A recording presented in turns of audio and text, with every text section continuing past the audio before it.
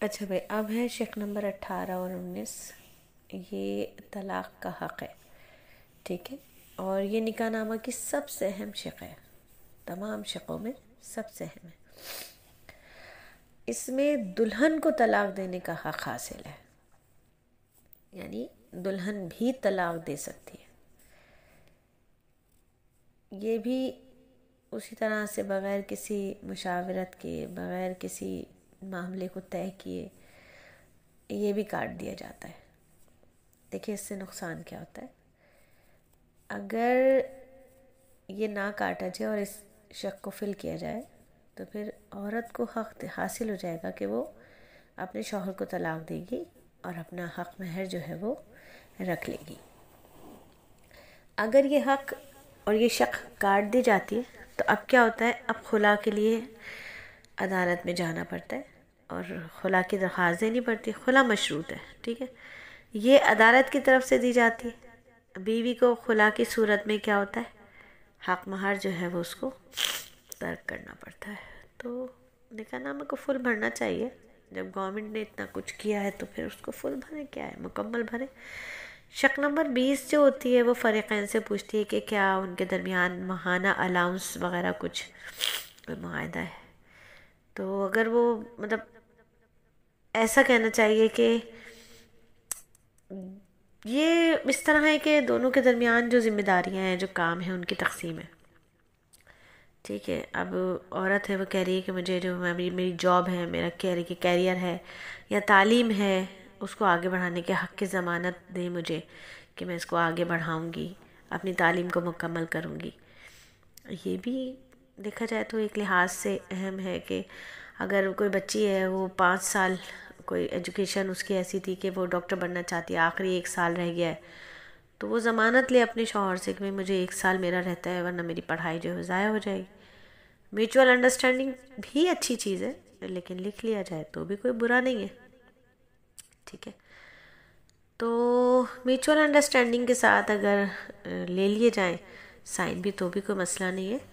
اور ذمہ داریوں میں بھی بعد میں لڑائی جھگڑوں سے بچنے کے لیے یہ شق بھی بڑی مددگار ثابت ہو سکتی ہے. اور یہاں پر ایک بات میں اور بھی کہوں گی کہ میاں بیوی کا جو رشتہ ہوتا ہے نا، یہ پورا یقین، اعتماد اور بھروسے کا رشتہ ہوتا ہے. اس میں کوئی میری اپنی ذاتی رائے ہے کہ کوئی سائن، کوئی دستخط کی ضرورت نہیں ہوتی. یہ ایسا محبت بھرا رشتہ ہوتا ہے کہ کچھ نہ بھی کرے نا تب بھی ایک ڈور میں بندھے ہوئے ہوتے ہیں، ایک دوسرے کے بغیر رہ نہیں سکتے.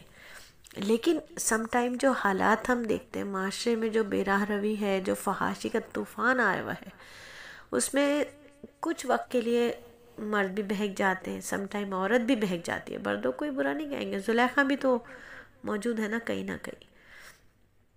تو اس کے لیے ان تمام چیزوں سے بچنے کے لیے اگر اس کو فل اپ کر لیا جائے تو بھی کوئی برا نہیں ہے.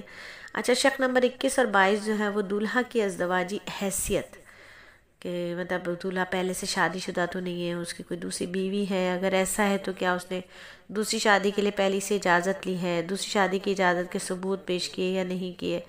تو یہ وہ ایک طریقے سے پہلی بیوی سے یا دوسری شادی کی جو ہے اس کا ایک اس کو بتانا ہوگا کہ اگر یہ دوسری شادی ہے تو پھر وہ کیوں کر رہا ہے، بتا کر کرے گا، وجوہات دے گا. تو عموماً یہ بھی کاٹ دیا جاتا ہے. شق نمبر 23 سے 25 تک نکاح خواں کی معلومات ہے کہ نکاح خواں جس نے نکاح پڑھایا ہے، نکاح کی تاریخ، رجسٹریشن کی ادا گئی فیس وغیرہ اس میں شامل ہوتی ہے. پھر شق نمبر 25 کے نیچے جو ہیں وہ دولہا اور دلہن کے، گواہوں کے، نکاح خواں کے سب کے دستخط ہوتے ہیں، ٹھیک ہے. پھر یہ سارا فل ہونے کے بعد، اب یہ دستخط ہونے کے بعد یہ نادرہ کے آفس میں جا کر رجسٹرڈ ہو جاتا ہے نکاح نامہ. تو وہ نکاح نامہ جو ہے وہ فل اپ کرنا چاہیے، اچھی بات ہے. اور گھر بستے ہیں، بستے بستے کچھ ماننی پڑتی ہے، کچھ منوانی پڑتی ہے. میرے ہسبینڈ ہمیشہ ایک بات کہتے ہیں، کیونکہ میرے پیرنٹس کا بہت جلدی انتقال ہو گیا تھا تو بہن بھائیوں کی شادی اللہ رب العزت نے ہماری ذمہ داریوں میں دے دی تھی. تو جب میری بہنوں کی شادی ہوئی تو وہ جسٹ لائک اے ڈاٹر، تو میرے ہسبینڈ نے ان سے ایک بات کی تھی کہ 2 سال آپ نے کچھ بولنا نہیں ہے، کچھ بولنا نہیں ہے، صرف ان کی سننی ہے اور ان کے رنگ میں رنگنا ہے. تو پھر آپ کی راج دہانی ہوگی، اس پورے گھر پر آپ راج کریں گی. اور جو بہنیں یہاں موجود ہیں قریبی ہیں جو وہ جانتی ہیں کہ میری اپنی بیٹی کی 16 سال میں شادی ہوئی تھی اور بہت ہی قریبی رشتہ داروں میں گئی تھی، اور 2 سال واقعی بہت زیادہ سیکریفائس تھا، بینگ اے مدر میرے لیے بھی اور بینگ اے ڈاٹر اس کے لیے بھی، اور ایز اے وائف اس کے لیے بھی بہت زیادہ سیکریفائس تھا. لیکن الحمدللہ آج اللہ کا احسان ہے، اپنے گھر میں خوش باش ہے. سم ٹائم ہم دوسروں کی باتوں پر بہت زیادہ کان دھر رہے ہوتے ہیں اور بہت زیادہ وقت ہم شاید دوسروں کی ہی زندگی میں انٹرفیئرنس کر رہے ہوتے ہیں، جو وہ چاہے میں ہوں چاہے آپ ہوں کوئی بھی ہو. تو ہمیں گھر بنانے چاہیے، بسانے چاہیے، لوگوں کے گھروں کو توڑنا نہیں چاہیے. ہم سب کو اور آنے والی بچیوں کو بھی یہ دیکھنا چاہیے کہ کس کا کیا رتبہ ہے، کس کا کیا مقام ہے. بڑے ہیں ان کی عزت کرنی چاہیے.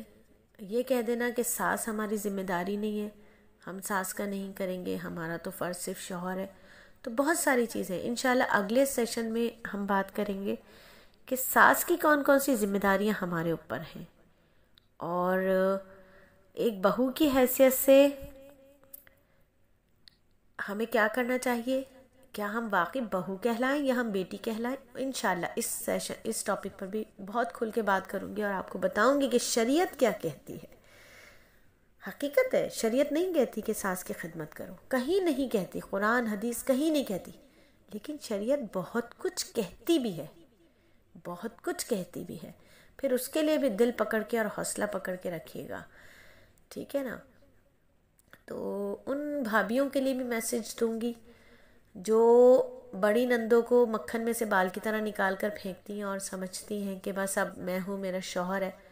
تو میں سمجھتی ہوں کہ ماں باپ کے بعد اگر بڑے بہن بھائی چھوٹے بہن بھائیوں کو سپورٹ کرتے ہیں اور ان کا ایسے جیسے جسٹ لائک اے پیرنٹس وہ خیال رکھتے ہیں، تو نمک حرام ہوتی ہیں وہ بھابیاں جو اپنی نندوں کو مکھن میں سے بال کی طرح نکال کر پھینکتی ہیں. نمک حرام ہوتی ہیں وہ، اور وہ اپنی نسلوں کو بتا رہی ہوتی ہیں کہ دیکھو آگے آپ نے بھی ایسے ہی کرنا ہے اپنی نندوں کے ساتھ. وہ اپنے بیٹوں کو پیغام دے رہی ہوتی ہیں کہ آپ کی بہنوں کے ساتھ بھی آپ کی بیویوں نے یہی ایکٹ کرنا ہے. تو بہت ساری باتیں انشاءاللہ تعالی نیکسٹ سیشن میں ہم کریں گے، جس پر ہم بات کریں گے ایک ساس اور ایک بہو کے اوپر انشاءاللہ تعالی.